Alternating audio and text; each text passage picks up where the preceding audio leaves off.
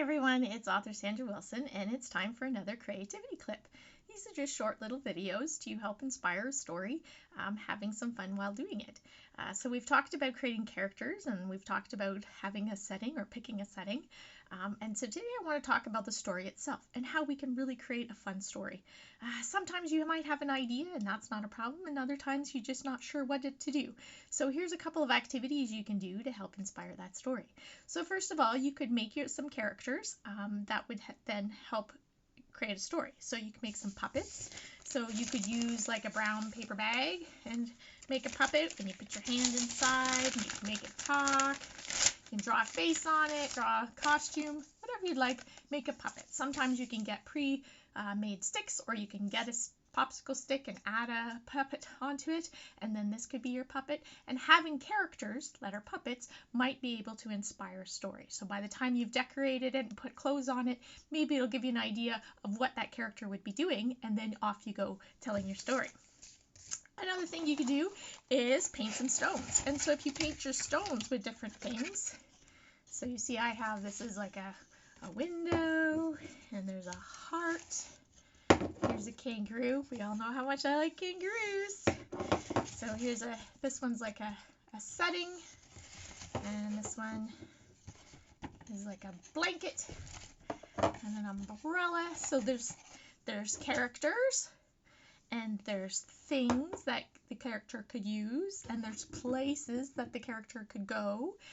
And so you just paint all different kinds of things, and these are called story stones, and then you take turns pulling a stone out, and that will help you create a story. So if I look at the ones that I've pulled out here, it says one day there was a kangaroo who went out of his door into the field, and it was a beautiful day. But suddenly it started to rain, and he was prepared, and he had an umbrella, and all was good.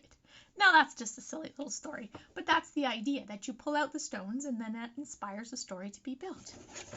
Now these are creative things that you might want to craft. You can, of course, get these things in other places that you don't have to make them yourself, but the fun of the creativity is making those puppets and making those story stones. And another thing you do that's pretty easy, and maybe mom and dad could help you with this, is to create a story basket. Now my basket is an old tissue box that I just cut off so that I could fill it with different things. And as much like the story stones, it's just a bunch of things, and it will help inspire a story.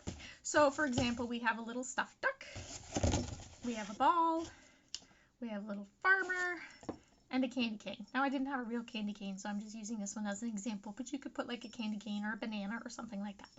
Now, how is this going to create a story? Well, let me see. So one day, the farmer was trying to teach his duck how to play ball, but he wasn't very successful, and the duck kept sitting on the ball as if it was an egg.